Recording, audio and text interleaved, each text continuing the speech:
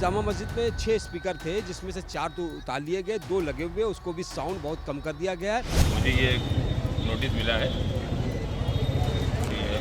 कि माइक की आवाज़ मस्जिद की धीरे कर दी है। कहीं पे भी अवैध रूप से लाउड स्पीकर का स्थापना हम अलाउ नहीं करेंगे। लगभग 37-38 हज़ार लोगों ने अपने इतनी संख्या में लाउड स्पीकर की आवाज़ें कम की गई हैं। सुना आपने 38,000 लाउड स्पीकर की आवाजों को धीमा कर दिया गया है। और ये आंकड़ा अभी बढ़ रहा है क्योंकि उत्तर प्रदेश के अलग अलग शहरों में, गली मोहल्लों में और चौराहों पर से लाउड स्पीकर की आवाज कम करने से लेकर उन्हें उतारने का काम युद्ध स्तर पर किया जा रहा है।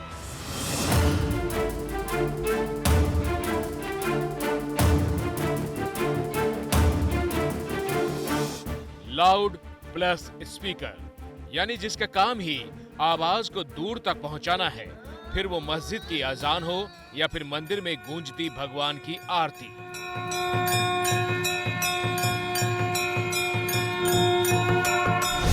लेकिन जिनके मन में ये बात घर कर गई कि लाउड स्पीकर सिर्फ मस्जिदों से उतरवाए जा रहे हैं, तो वो सबसे पहले यूपी की काशी नगरी से आई इन तस्वीरों को देख लें।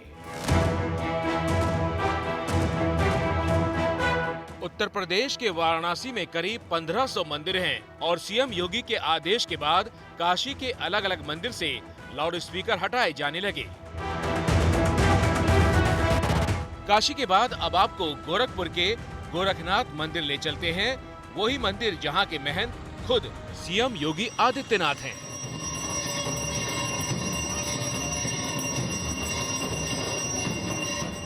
यूपी में लाउड स्पीकर को लेकर आए आदेश के बाद गोरखनाथ मंदिर में लगे लाउड स्पीकर की संख्या को न सिर्फ कम कर दिया गया है, बल्कि उनकी दिशा भी सड़क से मोड़कर मंदिर परिसर की तरफ कर दी गई है।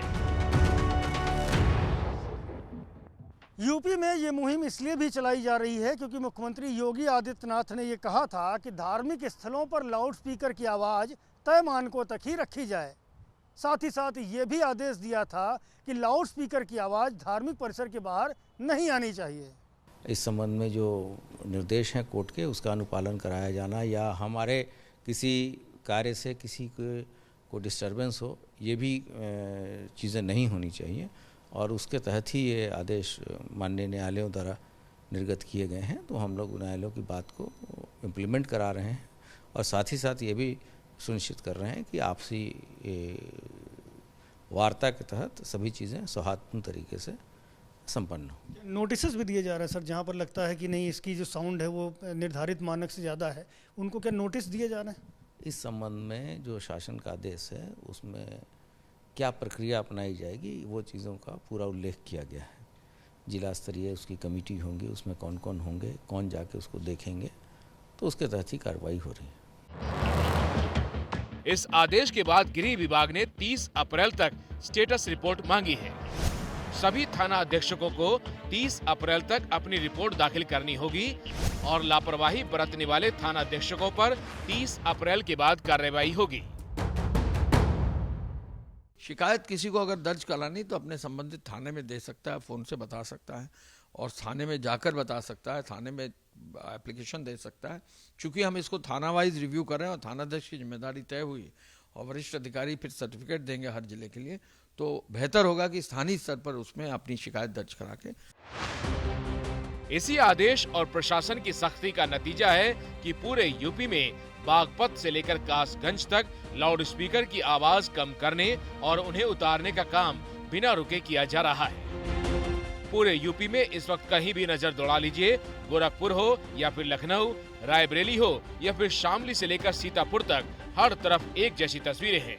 ये तस्वीरें उस महाराष्ट्र के लिए मिसाल हैं जहां से लाउड स्पीकर पर बवाल शुरू हुआ था।